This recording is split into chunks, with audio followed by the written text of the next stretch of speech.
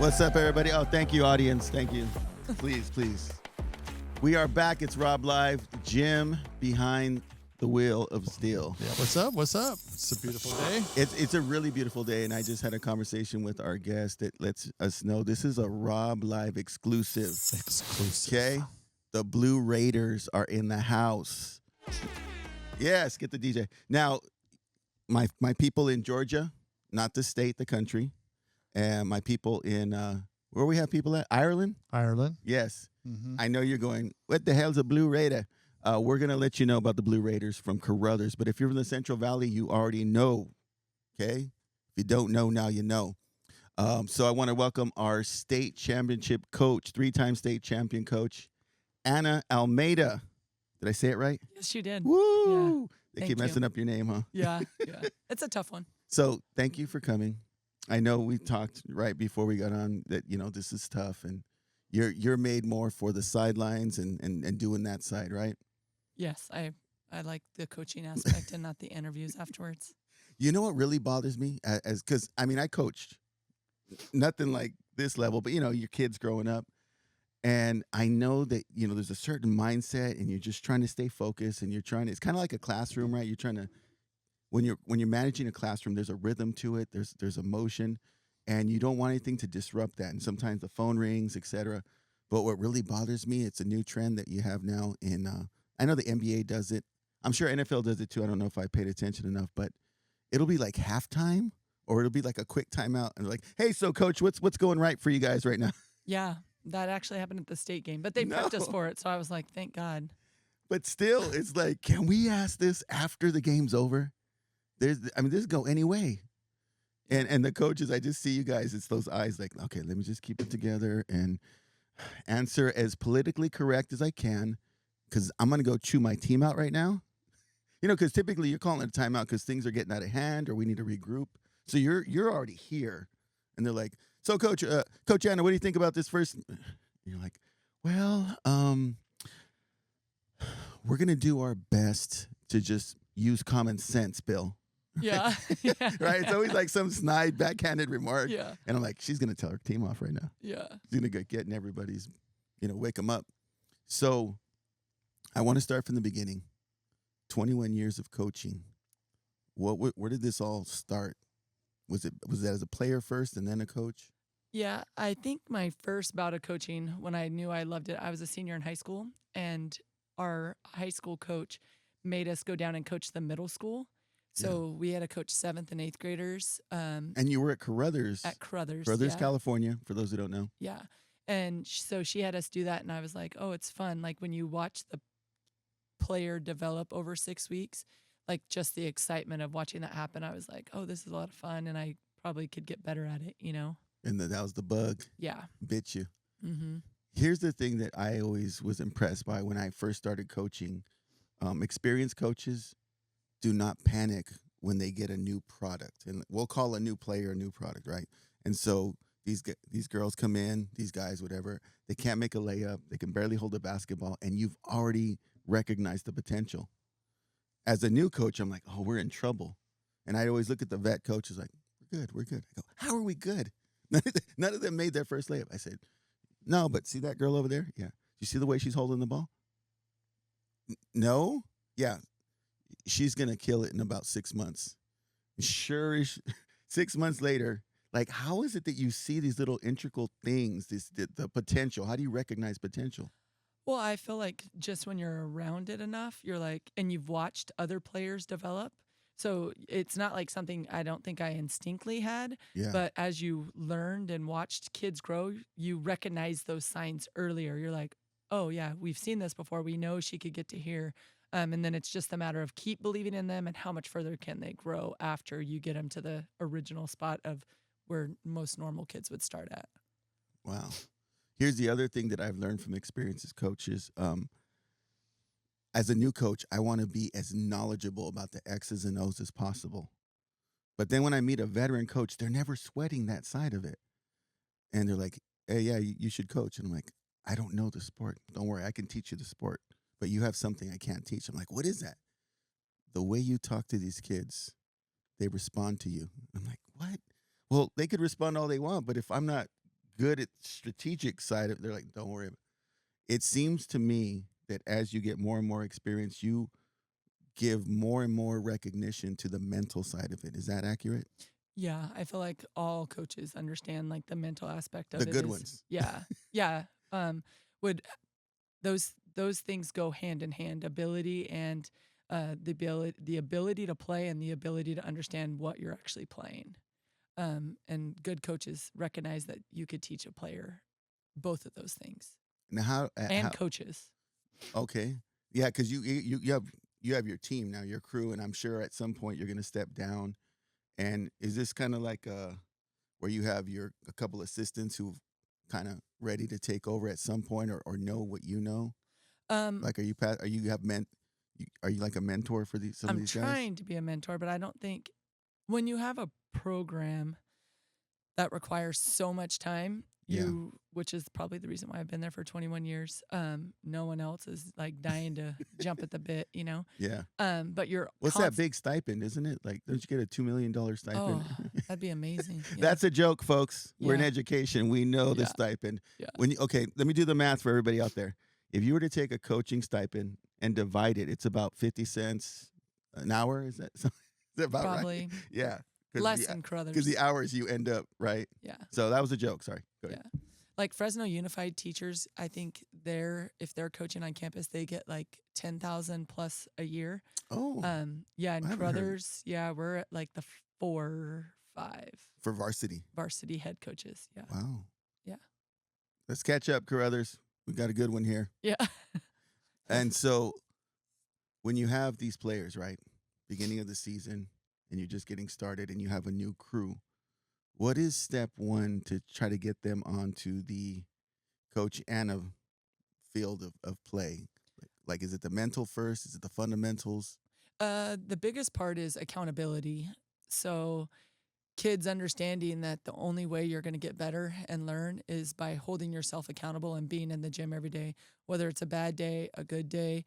And once they buy into that and they start showing up every day and understanding even on a bad day I have to be at work, then you could start working on the mental part of it and then the ability part of it at the same time. So accountability comes first, taking responsibility for your actions, for the little things, I'm sure.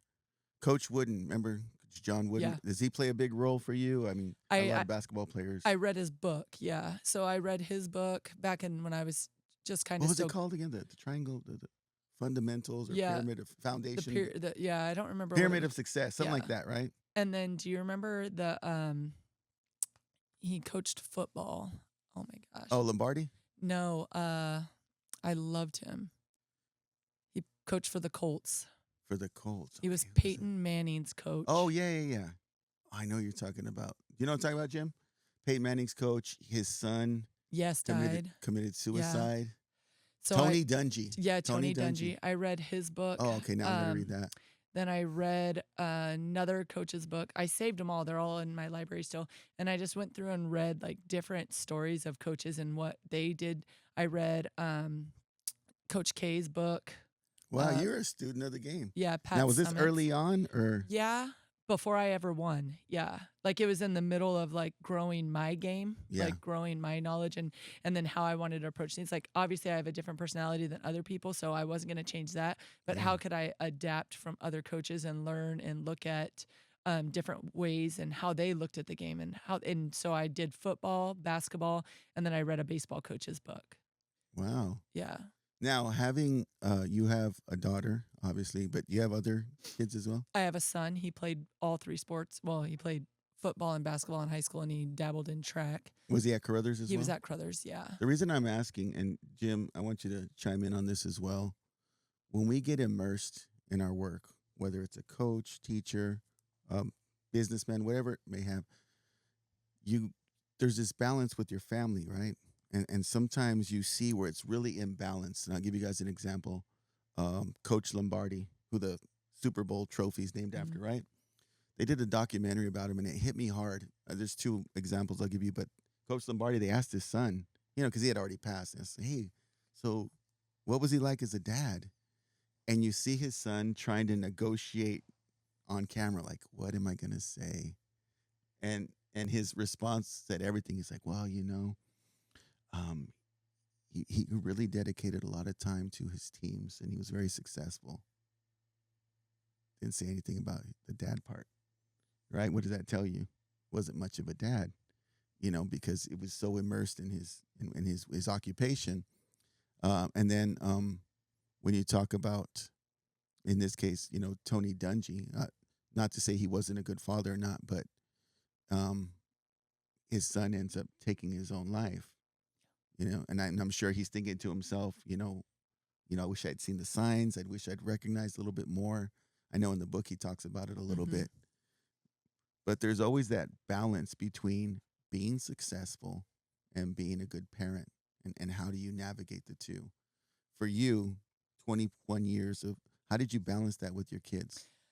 Um, my kids have went with me to everything. So, You made them part of the process. and my son still is a scout team. Like, he comes to every single practice and watches film and is like a scout player. He's like, oh, what player am I going to be? So our scout team gets a scouting report, and my son still does that with me. Oh, Then my man. baby, who is 11 now, she is in the gym the whole time, even if she's just filling up water bottles. So It's a family affair. yeah. That's beautiful. So like my kids, my husband worked in construction when I first started coaching. Yeah. So I didn't have a choice. Like, either you're going with me to the gym. Yeah. So we had the camera set up, and all the kids would walk over and check the camera. They didn't know, like, they fell asleep in the bleachers, van rides. Like, parents were constantly, they just made sure they stayed within the confines of the gym. So our kids grew up with me being a basketball coach. Like, as I was growing as a basketball coach, they were growing up watching me be a basketball coach. That's beautiful. And then your daughter, at one point, she's the ball girl. The next time she's got a jersey on. Yeah. That I think it means a lot more when you have that. Yeah. And I feel like, I don't know, I might just be the cranky old guy now. Jim, chime in on this. I don't know if what I've witnessed lately, there's as much culture embedded in the programs, meaning that the young kids, they look up to the players, they look forward to being on the team and being a part of the process, which I'm hearing what happened with you. I feel like, I don't know, maybe it's just my school, but there's a lot of transferring in and out, or I'm going to play in the youth program for this high school, but I'm going to go to that one.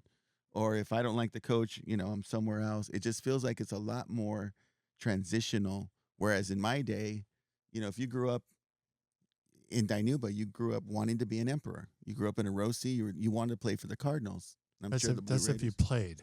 So I think I know where you're going at with this, because I just had a talk with my AD the other day, and he's our head football coach for Liberty High School. Yeah. And I was asking him about cuts. I don't know. Do you do very many cuts through your season? I generally try not to, because I feel like, if they're older, then maybe, but the younger kids, I try to keep kids going. Maybe, why would I cut them now?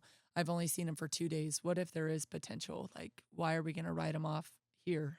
One, at some level, they're an investment towards the upcoming years. Yeah. So when I was talking to Coach about cuts, because I had 32 girls try out for my girls tennis team, I literally could keep all of them, but I only have 4 courts. And I asked him, I said, how many football players do you have every year? And he goes, oh, lots.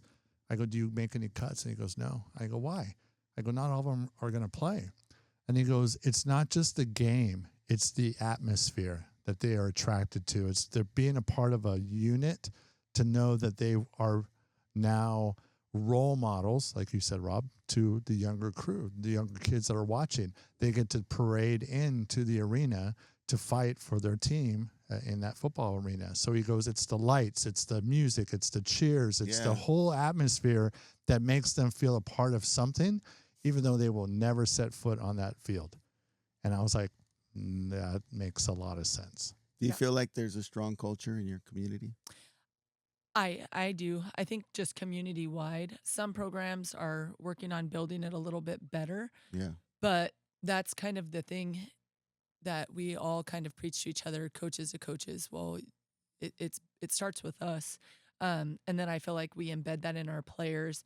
Like it's not one thing for me to respect the worst player on the team, but the best player on the team needs to respect the worst player on the team Oh, with I the like same that. way that they would respect their best friend or, the second best player. And just understanding that the only way you're going to be successful if it's all of us are going rowing the boat the same way. So if we have one person that you just take the oars out of their hands, well then how are we going to be successful?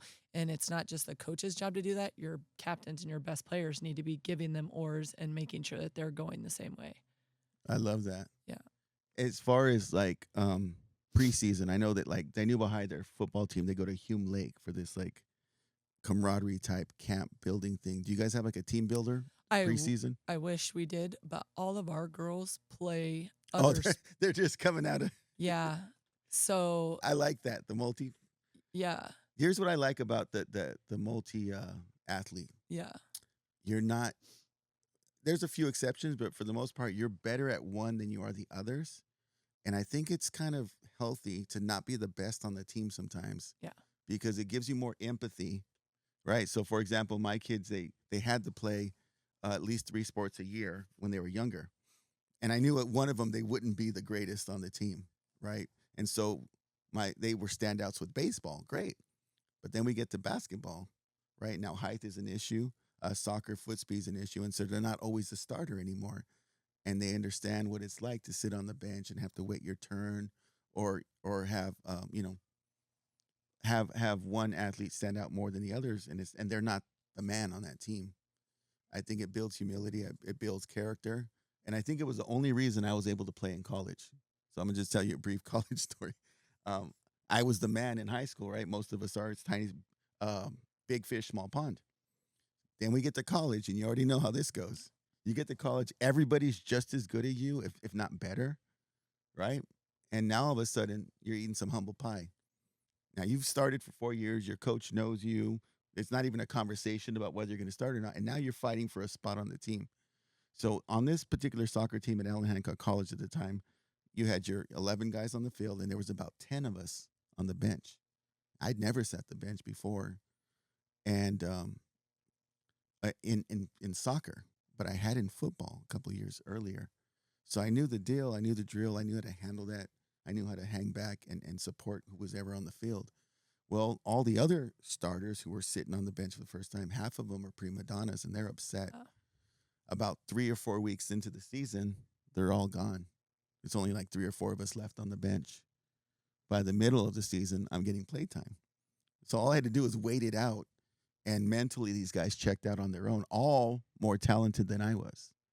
And I think that that's one of the advantages of not being a starter all the time or playing a different sport, is to have that experience of not being the best, sitting back, waiting your turn. And I think it was John Calipari. Did I say his name right? Mm-hmm. Have you seen that video where he says, listen, when I recruit a kid, what I'm looking for is a kid on the bench who's cheering and is just involved in the game as the people on the court. I don't want a player who's checked out on the side because they're not involved in the game. It's kind of a selfish, like, oh, well, that's them. I'm not getting any stats. I'm not, Yeah. And that really resonated with me. Do you feel like that's the type of team that you have where people on the bench are just excited as the starters? Yeah. I feel like sometimes you have to teach that to kids, though. Parents play a huge role in what kids hear. And so it's kind of sad when you have a kid that you see you have the potential to, one, grow up. You might run, a Fortune 500 company, or you might be a role model in a different way in your future from learning and just growing as a person. And then when you have a parent that's constantly breaking down, like, oh, you didn't do this, this is why you're not playing, or you have a parent that says, oh, your coach just plays favorites or whatever, right? So you have both aspects, one that beats down the kid, one that beats down the coach, and then there's always the other that beats down somebody else's kid, so not just their kid.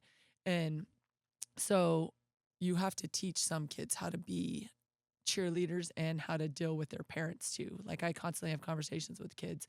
Hey, your dad's after you again? Yeah. I was like, I'm sorry, do you want to talk about it? Let's talk about it. How do we do this? Like, well, this is what you could do. This is how we're going to get better. This is, strategies like that. But I feel like as a coach, you have to realize that you have 3 different kids that are sitting on your bench.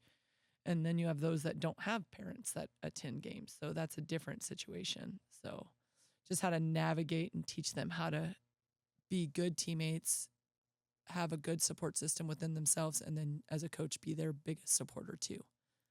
I love that.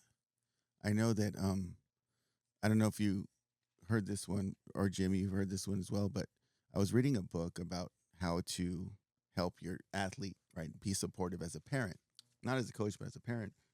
And it says, on the drive home, talk about anything but the game.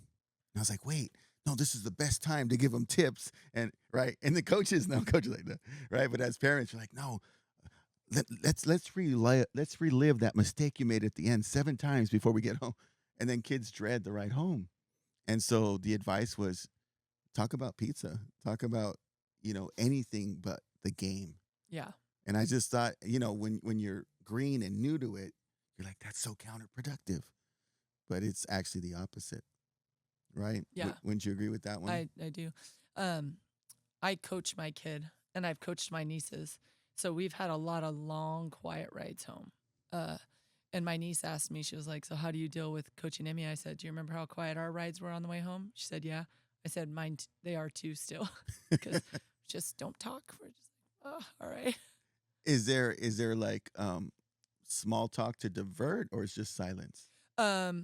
It's usually just silence. Yeah. But then when we ride to school the next day, we'll just talk about different things. But usually if good game, bad game, I'm usually processing things and not things that my 14, 15, 16-year-old daughter should have to hear or listen to. So I just kind of, like, my mind's going and I'm thinking about how we're going to fix this, how we're going to do this next, however. And she sits there in silence, probably praying, please don't talk to me. Please don't talk to me. Please don't talk to me. So. And you don't.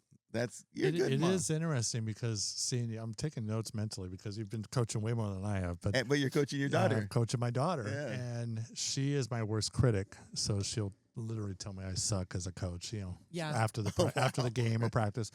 But we played Caruthers and in tennis, and there was a gentleman on the team that had an attitude, a very aggressive, and he was angry with himself almost more than like a John McEnroe. Yeah, up there. And hey, youngins, look up John McEnroe on YouTube. You'll see a lot of broken rackets. Yeah, I asked Tyler, I believe your coach was. I asked him. I said, because apparently my kids knew he had an attitude, and he slams his racket, he throws it. Oh, he does. Yeah, he does. No, he really is. So, but when he lost his match, they left him alone. He went over to a tree, sat down, got on his phone, was hitting the racket on the ground a couple of times. And not because of the kid, but I went over to talk to your coach and just said, hey, does he normally have a temper? And he goes, yeah, we just leave him alone. And it's the same thing. It's almost the same rule. Just let him vent it out. He has to kind of detox his own way because almost more conversation will fire him up again. So, and they know what they need to work on. They know what they need to improve on and step up and do. So it's and tennis is a individual sport. It's kind of like wrestling. You have nobody else to blame, and so I feel like the mental aspect of those sports are a lot harder because there's nobody behind you to save you if you aren't doing what you're supposed to be doing. Yeah. Man. And okay, so let's talk about this other factor. You don't have to necessarily agree or disagree. I just want to put it out there, right? So you have a very successful program. I've never been part of like a super successful storied type program. So here's what it's like for us on the outside. When you come in the gym, we all go, oh, here they come. When you guys warm up, we kind of warm up, but we're watching you, right? So we're already in awe halfway there. Do you pick up or sense any of that when you guys are in the gym? Never. No, because you're so focused on what you're doing, right? Yeah, and what we're not doing. Yeah. Like just making sure the girls are engaged and are supposed to be doing what they're doing. And I feel like as a coach, like I always want to watch the other team warm up, and I spend part of the time doing that. But most of it is watching my team warm up and see how checked in they are, how engaged they are, how are they actually ready? Is this what we prepared for type of thing? And so I miss half of their warm-ups. I see. Usually. And what do you feel is the best, most effective thing to do in practice to prepare for the game in terms of like the mental aspect of it? Well, we basically, since we're fortunate enough to have enough players on the team, we scout our opponent. And so we give their plays names, we give their OBs names, we give their player, like they have to know who the player is of the other team. They have to know the scout on them. They all get scouting reports. They have to watch so much film and have like a breakdown. And if it's constantly just going through the same thing repetitively, and then be like, well, how did you not know that? Like, you know, it's on your scout. We've talked about it. You've done it. Like, that means you're not giving your best effort to learn these things. So our girls pride themselves, and they take a test before every game on what the opponent does or doesn't do well. Yeah. And it gets graded and given back to them so that they could restudy what they missed. Oh, wow. It's just like a great class. Yeah. So it's kind of like basketball class, but in a book version type of thing. That is awesome. Yeah. Is there like a coach and a guide, a handout study guide that you guys use? No, I don't think so. No, you haven't had anything on paper? No. I mean, I have like our offense and defense on paper, but like the way I Like run a mental. Yeah. But I don't run like anything that I do. We have like a practice agenda. So we start like, what do we need to learn before game 1? Yeah. Then after game 1, me and the coaches meet. What do we have to have by game 2? What were we missing? What do we need to go back and review? Stuff like that. Good. Yeah. So they don't give you anything. They just throw you in the the burner. I was thrown in the fire. Figure it out. Yeah. It's like, do you know how to play tennis? Yeah. All right. No, you're, no, I was you're the talking about- coach. I was like, what the? No, I was talking about her creating one to give to her players. Oh, yeah. like, Yeah. This is our way. This is the way we do it. Oh wow. So I mean, that's a great idea. yeah, like yeah. I mean, you could. I just see you hitting the circuit, the speaking circuit after you're done with this amazing run, because here's the part that I think documentaries have really helped me with. You know, when I was growing up as just a regular athlete, I'm not looking at documentaries. I'm not doing any research. I'm just raw, whatever athletic ability I have, right? And whatever little mental side I've learned. But as I've gotten older, you watch some of these documentaries on successful teams. And what I love about the documentaries, it humanizes the team, because when you're watching them just win and work through everybody, like they're just superhuman. But I watched one recently on Netflix. I better get some royalties on this. I think it's called Going for the Gold or Stay for the Gold. It's the men's basketball Olympic run. Did you watch that one? I have not. Okay, so it's Curry, it's all these guys, LeBron, all of them. And in this particular last Olympics, everybody was good. Yeah. Like it wasn't like a dream team where we're just going to run through everybody. And I remember against Serbia, they were down like 17 points with 1 quarter left of basketball to get eliminated from the gold medal match. And so what you see is you get to see these teams at work, and it humanizes them, because you're like, oh, they struggle too. Oh, they have insecurities too. They have setbacks that none of us get to see, because all we get to see is the finished product. With you guys having a state championship run this year, right? Sorry, spoiler alert. Yes, they won state. There were some things that happened along the way that would have probably, derailed teams with less resilient teams, I would say. One of them is that was it a coach that you lost or a mentor? He was one of our youth coaches, but he was a high school basketball coach with us as well. So he'd be on your sideline? Yeah, he was sitting on the sideline with us the day that he had passed away. Oh, wow. Yeah, we played at Caruthers High, and as soon as we were done with the game, I didn't realize he was having chest pains, and they told me, I'm like, get him out of here. What are you still doing here? And that was the day that he had passed. So the players were there with him the game, and then right after the game he passes. He went to the hospital. And yeah.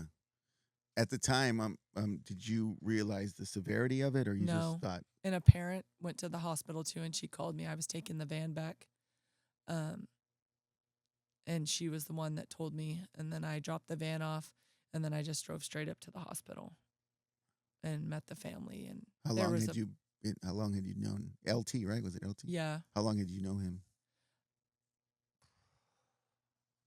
Probably like 50.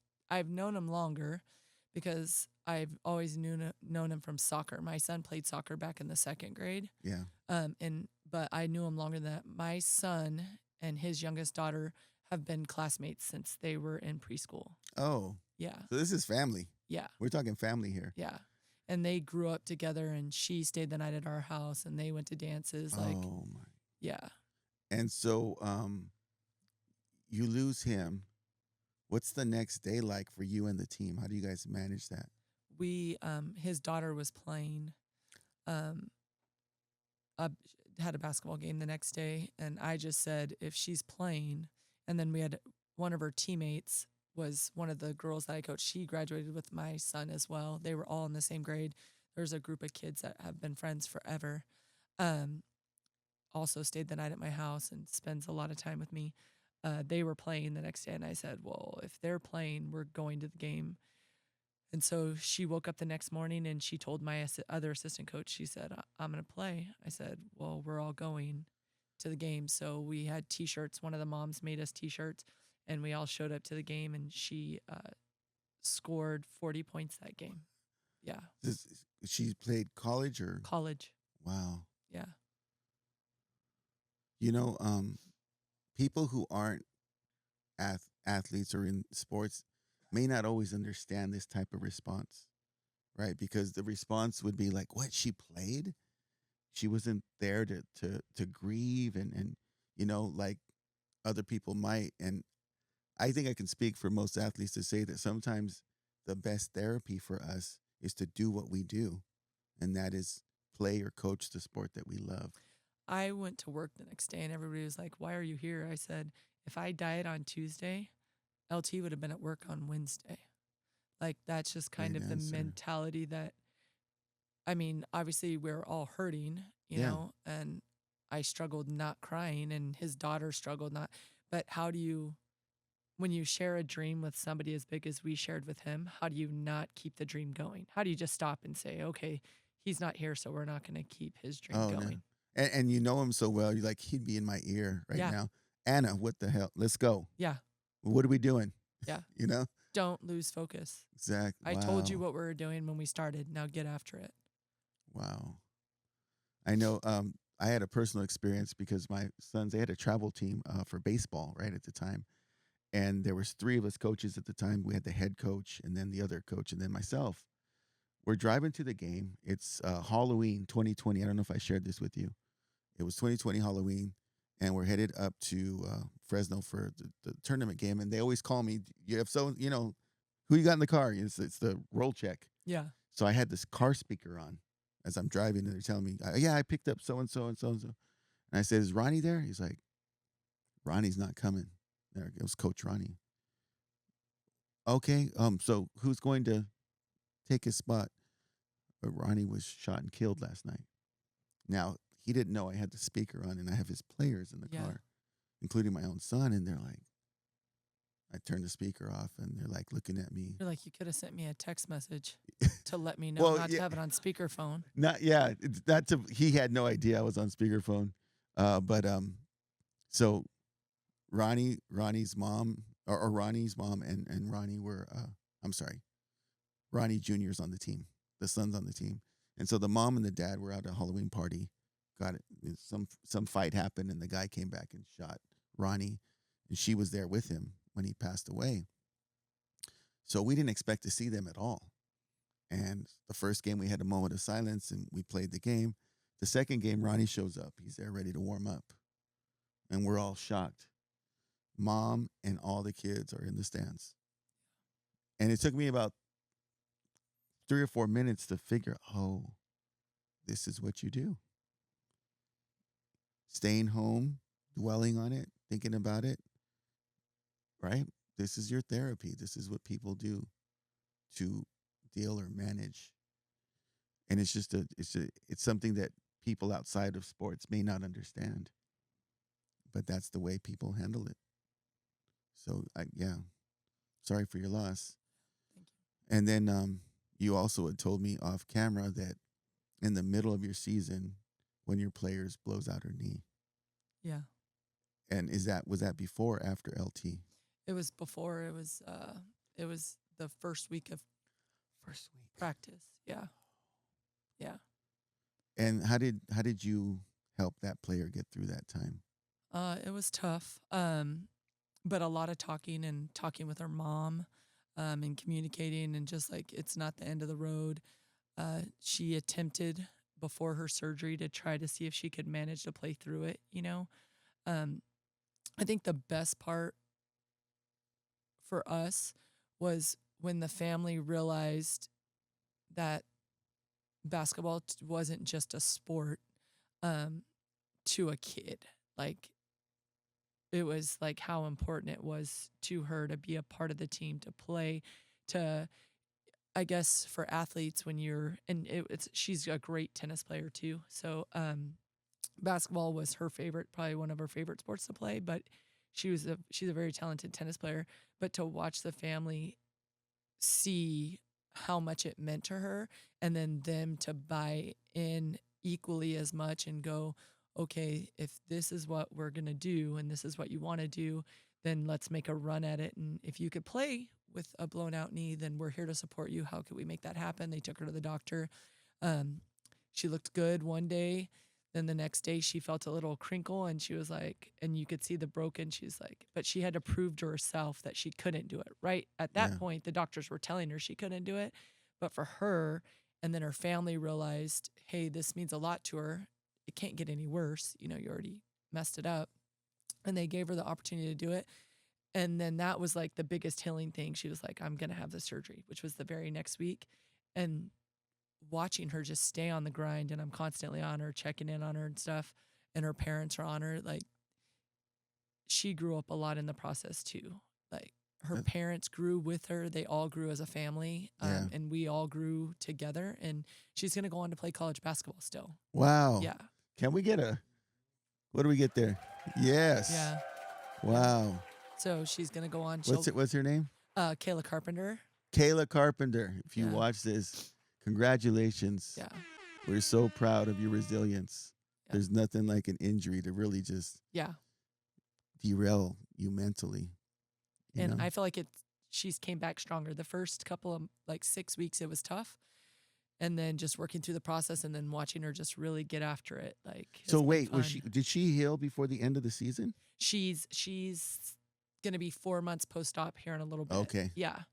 So she wasn't able to play any of the at all. Yeah. She missed everything. Did she come along for the ride, like the bus rides and all that, and cheerleader and Wow. She if you watch our state game, I don't know if you got to see it. No. At the end we subbed her in, and she went. Oh, she was in uniform? Yeah, we put her in uniform, and we said, if we get a lead or whatever, we're going to put you out there.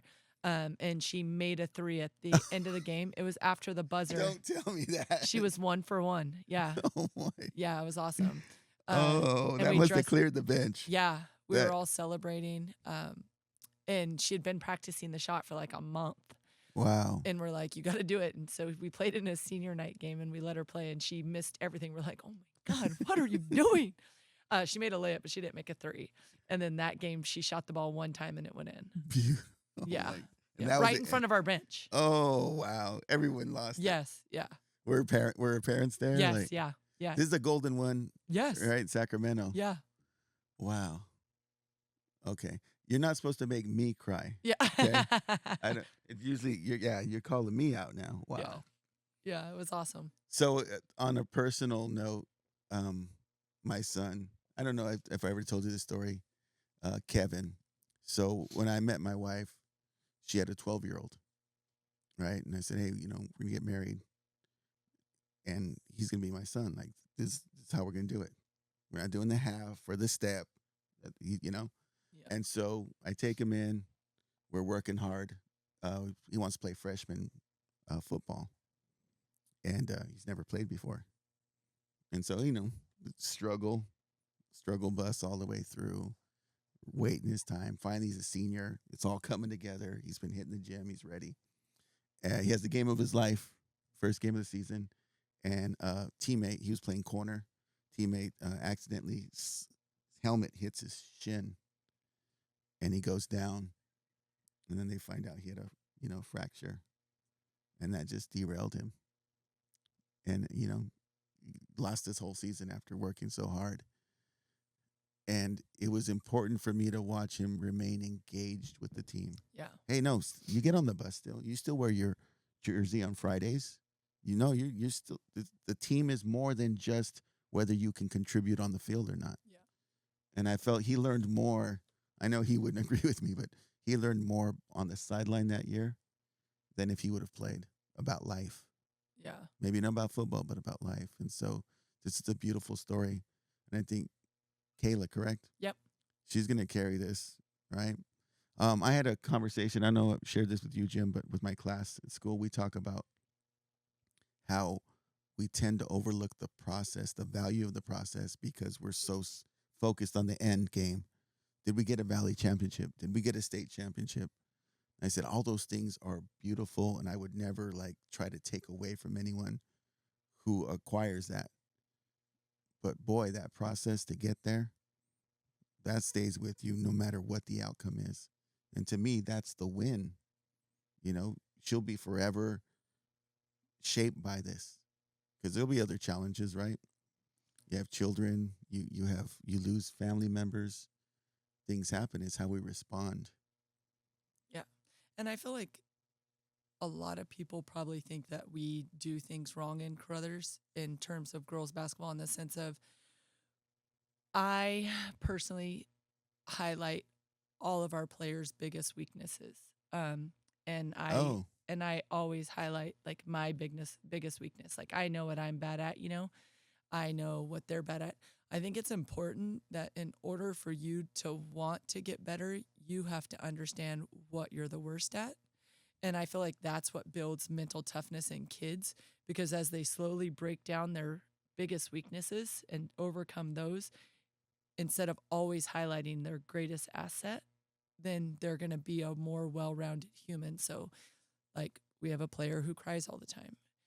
They know that that's one of her, how could we quit crying? You know, so at the end of a game, you know, she has a meltdown in the middle of the game, and then did she recover from that and get through it? Hey, that's what I'm talking about. You got to respond. Now, can we eliminate getting to the breakdown? Like, how do we get better? And I feel like that's how some of our players overcome a lot of things, because we punch them in the mouth with their challenges, the things that are holding them back from being better. Oh, and that's they the Jim Chance School of. That's Jim. See, I'm the rah-rah cheerleader guy, but Jim's really good at like, hey, yeah, that was cool, but right here, this is what we got to work on. This is what we got to do better. And I'm like, Jim, can't you be more positive? Truth hurts. So I'm going to go ahead and apologize, because apparently it works. Yeah. See, there you go. You were right all along. She does it too. You were right. I always get mad at him, like, dude, we're doing good things. He's like, yeah, but look at our numbers. Yeah, fix your shit. Let's just get it done. Yeah. Yeah. But I feel like it builds Jim. mental toughness too. Yeah, no, I feel like you're building. Tough love, man. That's old school. You're building me. That's huh? old Is school. that what you've been doing? You've been building me. Yeah, secretly. We have off camera conversation. I'm like, dude, like, we got some good things going. He's like, yeah, but look, you're going too long. We need to cut it in an hour. Okay. Get to the facts. Get to the fact, you know. Like, why did we have her on the show? Yeah. You know, people don't want to know where she came from.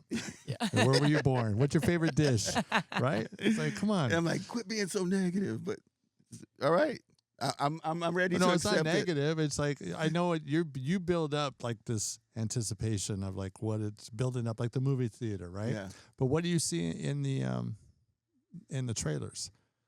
All the go-to, quick, to the point, and then you want to watch the movie. The highlights. Yeah. Yes. Then you go to the movie. So we're in the movie right now, baby. Let's go. Yeah. So what happens when players overreact to this? You know, like, coach is being negative. She keeps pointing out what I'm doing wrong. Or, like, how do you coach that up? Well, that was something that Larry Triguero did a lot of. But as I've grown, LT, yeah. As I've grown as a coach, I could see it happening in front of my eyes. And instead of taking it personal, then I know I need to shift modes. And now I have to build this kid up. We have to have a conversation. I just don't want to watch a kid drowned in their own self-pity or in their own desperation for just wanting to be better. So then that's where I'm like, okay, now I have to hit the positive things. This is how, look, now you did this right. This, and then break down certain things so they know how to keep working forward. How would you How do you think that your players would describe you, given this approach and the way that you do things? They actually are a lot more similar. Some talk probably more than others, but like some will just put their hand up and be like, stop. Like they'll intervene if I'm like attacking a kid or getting after a kid, and they'll be like, let's go. Like, and so they read me very well. They also harass me and attack my weaknesses. You know what I mean?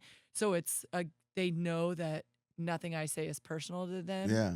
Because they give it right back to me. Like as soon as I could walk in the gym and they could just be like getting after me about something, like, and Wow. whatever. This So, sounds like a family. Yeah. Because I use the term family to say that whatever you're throwing at me is with the best of intentions. It's with love.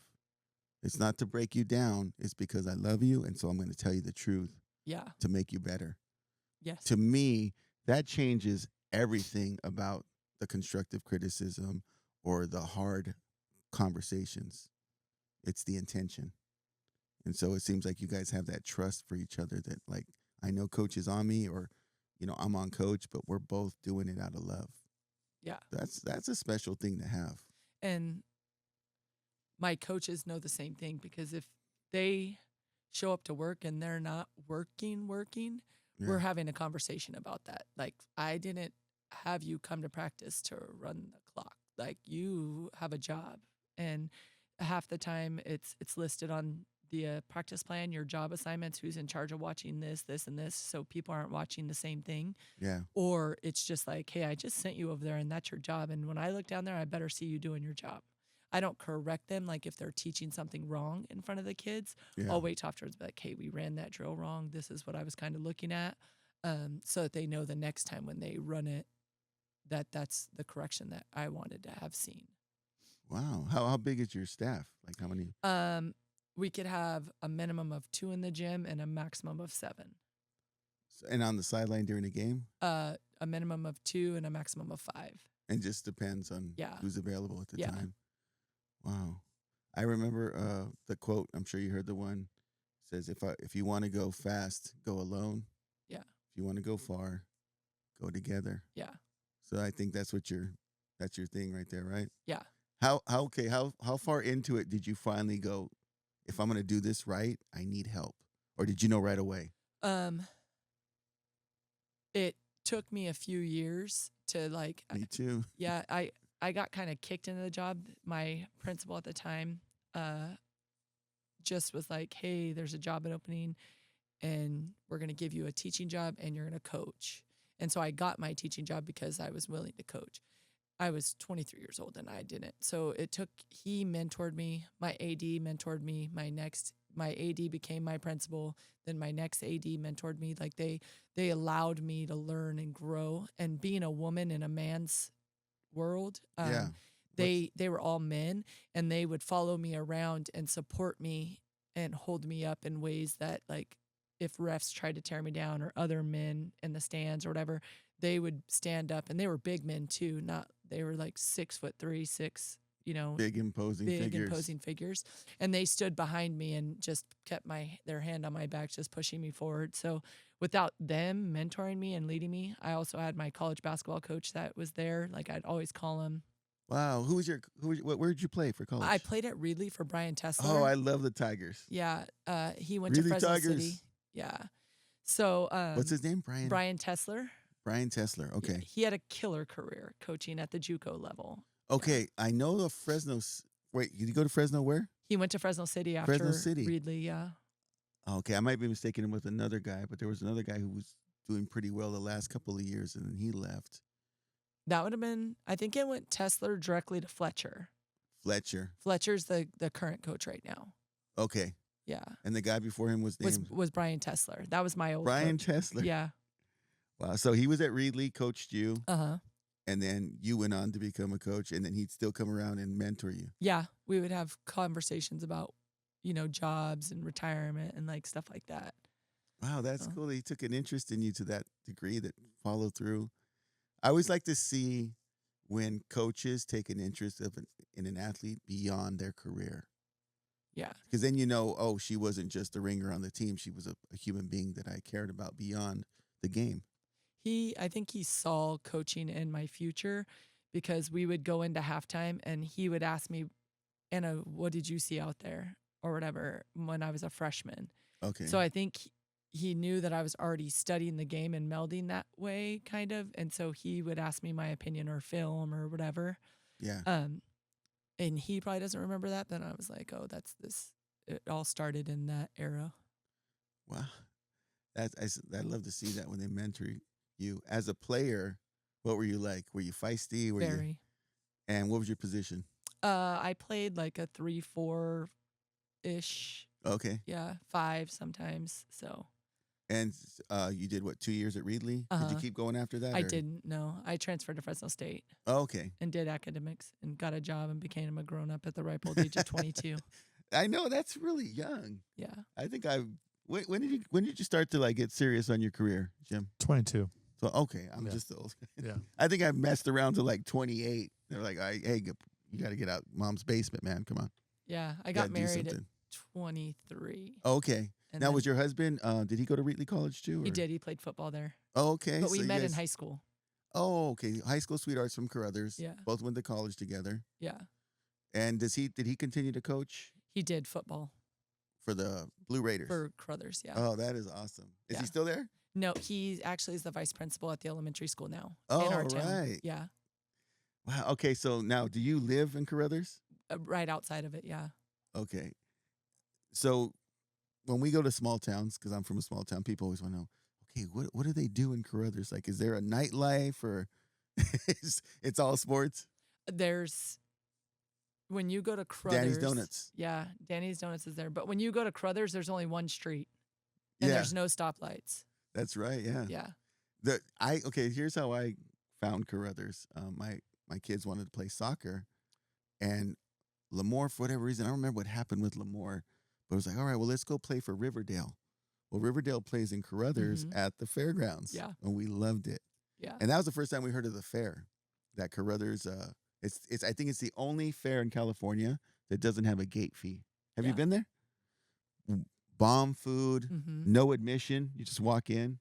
And it's the largest free gate fair. Yeah. And it's got all the things you'd have at a big fair, just on a micro level. I love that. Yeah. And it's like a random like Wednesday, Thursday, Friday kind of schedule. Yeah. And I felt a lot of tradition in Caruthers. Now I'm assuming after 21 years, like the whole town knows Coach. Yeah, a lot of them do. Even the old timers, because I went to school with their kids. Yeah.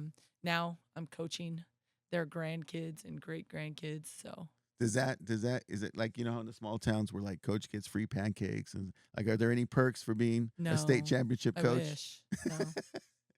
Like no free tortas at the local. Actually, there was. I did get free tacos and a couple of free like things like that. Like when I went in the next week to get food, if it was the first time in the restaurant, they're like, "No, it's on me. It's on me." But I would throw stuff in their tip jar. I'm like, I'm not taking your food for free. I appreciate you the same way you appreciate me. So you have 2 or 3 titles? I have 3 state titles. And what's next? 4? Like where do you want to go? My daughter, her preference is she wants to win a section championship, and that would be fun to be in the Selland Arena with her. Wait, section is that Valley? Yeah. So wait, you guys didn't win Valley this year? No, because we went up to Division 1. Oh, I see. So because they've pushed us up so high. Don't you love that division? Can you? Ladder. Yeah. Can you give me your opinion on the way it's working right now with CIF? Are you a fan? Are you not a fan? I am not a fan. Fortunately for me, I'll continue to keep working, but you're going to kind of kill small schools. So you got like schools like Sierra High School that got pushed all the way up to D3, and now their programs are suffering, and they're still at D3, D2 level, and they just can't figure out a way out of it. Yeah. Meanwhile, teams are dropping, like McLean and Roosevelt in some of their sports are playing in Division 6. I don't know if you've looked at the bases. So our Division 1 base has 9 schools in the volleyball section and 43 in Division 6, in Division 1 to Division 6. Baseball has 12 and 48. Okay. Well, someone's got to be happy with it because everyone I talked to was unhappy, and yet it exists. It is insane. Why How do is you have that? 48? Either they're going to make a 7th division or they need to fix it somewhere. Yeah. I mean, I know Like I'll never win a section championship again. because They pushed me up too high. Yeah. And you have no control over that either. No. Yeah. And you can't, if you comparatively look at things, there's no way we're a Clovis West. yeah, so There's what's your no way. population for your school? We have 670 kids, 670 kids. Clovis West has probably like 1,700. But I'm just talking facilities and availability of resources that are around you. And then you could include in the money. Like we don't have that kind of money. I in used to our always think, section. and I'm an outsider. I've only been teaching, 11 years now, but I've only been coaching 2. But I've always seen that I used to think it was school size. yeah, You know, that's what it was. Like it was Rosie against Yes. Dinuba, then Woodlake, then Exeter, then Caruthers, Chowchilla. Yeah. You know, like not even Chowchilla, but now it's like divisions and how the people that are making these rules. I don't know it all because I don't know on that side of the level. Don't live here. Do they? I don't know. Because I'm sometimes with the UTR, with the tennis thing, I'm like, since when did my kid who hasn't played 3 games now get bumped up in a division where there's no way he's going to even That's exactly rank? what Anna's talking about. Yeah. So, I mean, yeah. All right. Meanwhile, CIF. they're dropping kids down. Yeah. Let's fix this, people. Let's fix this. I think it's too broken to be fixed right now. They got Yeah. to start all over. Yeah. I'm okay. I know it happened to Hanford too. Hanford football had a great season, and then they're Division 1 or 2 in the opening round. They're playing some really tough teams. I was talking to the coach over at President Christian, who destroy everybody in tennis. You know, they're all country club kids and everything, which is great. You know, they could have the money to do it. Yeah. But they were complaining because they were getting beat by Clovis, and I'm like, why are you guys even playing Clovis? Well, they bumped us up in that bracket. Yeah. And I'm like, So that's why, because I was like, I'm sure I'm going to see them at the Sellens Arena, and I was like, wait, they're not here. And I thought, oh, maybe they played another time. To me, it was a foregone conclusion that you guys had played in Valley and won. No, Clovis High beat us by 4, and they lost in overtime to Clovis West. Oh, and that's Division 1. says a lot for you guys to hold Clovis by 4. You know, that in its own self is an achievement, I would think, to some degree. Yeah, just to them, they're probably. I'm sure they're equally as like, man, I really didn't want to have to play Caruthers. Like that's probably not the spot that they should be in. Yeah. Why not beat on teams that are actually like you? And just because they're not as good, so they get rewarded to play down. Like, wouldn't you want to play against all the big schools and beat them? Play the best. Yeah. So It was, I think it was Selma. We were playing a travel baseball game, and there was a Valley not championship, but a playoff game going on in Selma. And the Selma fans were kind of right there. I was talking to them from the dugout because we were playing baseball here, and they were getting ready for the game. And I was like, what's going on, guys? And they're like, yeah. I go, don't you guys have a playoff game for football? And you're like, yes. Now, these are fans. These are parents. I'm like, aren't you excited? We're playing Division 5. 6. Or 6. 6. And they were like, they weren't happy either. Yeah. You know, so it's like both sides are unhappy. Even if you benefit from it, you're not happy. Yeah. And I think they went on to win it. They won it. Yeah. And it was like, Maybe the boys were 5 and the girls were 6, but I know they were both. Yeah, in it. yeah. Yeah. all I know is the parents were not excited Yeah. to be in the playoffs, where usually you're like, yes, we made the Yeah. playoffs. But then you're playing some Charlie Brown school team that you're like, Charlie you know, Brown. it's Yeah. just small. Is that like the, Yeah, the it's- reference to the tree? Well, it's just a small school that's not, you know. Yeah. And I was just talking to some kids the other day that were playing football, and I taught at Sierra for years and 5 years, but I've never seen anybody throw in a towel because they only had 2 kids on their sideline, and Yosemite For did the same football? thing for Yeah. football. They were like, this, They Yeah. threw in the white towel, and Yeah. Yosemite was the same way. They had lowered so many kids were getting hurt that they didn't have enough players, and no one wanted to play because so that they went to 8-man. I heard they 8-man. went back up to 11. For some games they did. Yeah. But I think traditionally they played 8-man. Yeah. Wow. Crazy. So we're going to finish this out with questions we hope no one's ever asked. Something refreshing. You ready? All right. If they made the Caruthers Blue Raiders movie, Remember the Titans and all the adversity, who plays Emmi Almeida? If you get to pick, who gets to play you? I mean, Sandra Bullock because she's hot. And But she did good in what was that, Blind Side? Yeah. So she did good. So I think that, and she has some passion and fire in her eyes, and I feel like that's something that I do have is passion and fire. Okay. All right, Sandra Bullock. Not saying I'm hot, but I mean, if I'm going to be in a movie, can we at least make me hot? Yes. No, that's awesome. Would you allow a behind-the-scenes documentary to follow you if ESPN called? Oh, I would pray not. I cuss too much. Oh, is that? Yeah. That'd be rated R then. Yeah. Or PG-13. Yeah. Yeah. Yeah. Wow. Yeah, Okay. but every good coach cusses because Yeah. they're like, you don't cuss enough, Mr. Chance. I'm like, oh, bro, let's bring it then. 'Cause Yeah. I'm gonna be mad at you, but as long as my kid doesn't hear me. Yeah. So if when this is all said and done, right? If there were some sort of statue or plaque, what would you want it to say about you? One of my grandparents sent me this, not my personal grandparents, but a grandparent of a kid. Dedication, toughness, and togetherness. Like, she sent me those 3 words this morning. She goes, don't you feel like that describes what you've done here? You've dedicated all your time. You're very tough on the kids, on yourself, on the community, holding people accountable, and you bring all of us together. So I feel like she literally sent that to me this morning. Oh, that's beautiful. Yeah. And her granddaughter doesn't play every single game. You know what I mean? Like, and she still supports and brings me burritos and everything. And not in a bribery way, but like appreciative. Yeah. I just appreciate the family you've created away from home. Yeah. Well, whether you realize it or not, right? You've become, I always picture coaches like you as like, let's say there's a still lake and this big boulder just lands in the middle and then there's just ripples keep going. And long after that boulder sunk to the bottom and it's just moved on, those ripples just continue to flow. And so you've probably positively affected so many athletes. Do you sense that? Do you feel that?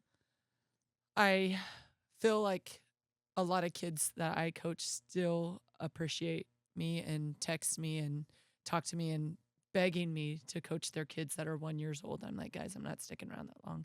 So obviously I did something right if they want to give me their children. Yeah, they want to play for you. Yeah. Want to play for you, coach. And that, to me, that's the biggest compliment. Yeah. I want to thank you so much for coming on the show. I appreciate you having me. First podcast. Yeah, I've never done this. Emmi Almeida. We said it right? Yep, did it right. Hey, I want to give a quick shout out to Emmi and the Blue Raiders. Okay, you guys go out there and you get that next year. And I hope you dominate everybody except Sierra Pacific High School. Hey, it's Golden Bears, baby. Right. No, I don't think we get to play you guys, do we? Not next year unless it's in a tournament. But the year after that, we're joining your league. Yeah, what? Yes, yeah. Caruthers is coming, guys. Yeah. Bruh. Will you be, how much longer on the sideline do we have for you? I have no idea. Because all of Caruthers will lean in when I ask this question. Yeah. How long do we have with Coach? Yeah, I've thought about the next 3 years, and we're gonna have a little bit of drop in ability. Yeah. And so part of me, just being the competitor I am, wants to stick through at least that to prove to people that even when it's hard, I'm here for the hard days too. Like, we're not going to be as good as we have been, but I'm going to prove to you that my kids in Caruthers are still going to be fighters, and I'm going to be standing on the sideline with them. Wow. So, you know, when a coach has a lot of success, people start to try to find holes. Yes. And they go, well, her team is stacked, so anybody could coach that team, right? Yeah. Do you get that? Yeah. And so what would be your rebuttal to that? Well, my team is stacked because we've prepared them to be that way. We weren't given God-gifted talent. Like, all of those kids were built up. I mean, obviously we had the ones that you had talked about prior to going on the air, but we had to build them up too. they were little broken kids that needed a lot of love and hugs. So, and there's going to be a coach, a new, fresh, green, young coach who's going to try to do some homework on some of the greats. And they may tune in to this RobLive podcast. Right, Jim? What would you share with a new coach who's just getting started? I feel like the biggest thing is to be resilient and don't give up on yourself, and to find your flaws and what you're the worst at and start building those, because those will only help you be a complete person. Building up from your weaknesses, not just your strengths. Wow. Hey, you guys heard it here first. State championship, 3-time, maybe 4-time in the future. Emmi Almeida giving some knowledge, right? Jim, remember we said we're going to take everybody's quotes and turn them into bumper stickers? Bumper stickers, yep. Yeah. Or put them up on the wall. Well, thank you so much for being on the show. You guys, like, subscribe if you enjoyed today's podcast. If you got something out of this, especially you young coaches, you should be watching this entire episode and taking notes, right? Wait till you see us next time. From Jim, myself, and our state championship coach, Emmi Almeida, this is RobLive saying love, peace, and chicken grease. We out.